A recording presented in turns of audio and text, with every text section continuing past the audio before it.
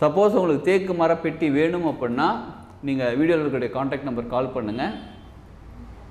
தேக்கு மர பெட்டி கிட்டத்தட்ட 5000 ரூபாய் 6000 ரூபாய்க்கு மேலே வரும். இருந்தாலும் அந்த பெட்டி வச்சுருக்கும்போது அதுக்குன்னு தனியாக ஒரு அமைப்பெல்லாம் இருக்குங்க.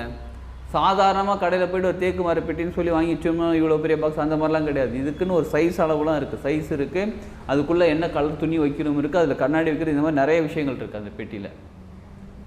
அந்த மாதிரி பெட்டி உங்ககிட்ட ஏற்கனவே இருந்தால் ரொம்ப சிறப்பு. இல்லைங்க என்கிட்ட சாதாரணமாக பணப்பெட்டி இருக்குது, ஒரு தேக்கு மர பெட்டி இருக்குன்னா ஓகே.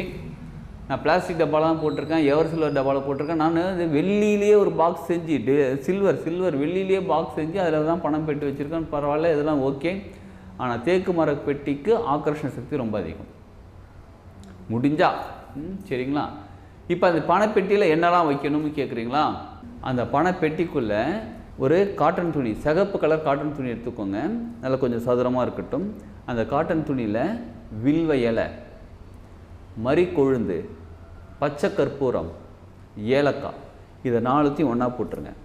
போட்டுட்டு அப்படியே ஓப்பன் பண்ணி வச்சுருந்தாலும் பரவாயில்ல, முடியலன்னா அதை ஒரு முடிச்சு போட்டு வச்சுருங்க. ரொம்ப டைட்டாக அப்படி இருக்கலாம் வேணாம், லைட்டாக ஒரு முடிச்சு போட்டு வச்சுருங்க. முடிச்சு போட்டு அந்த பணப்பெட்டிக்குள்ளேயே இருக்கட்டும்.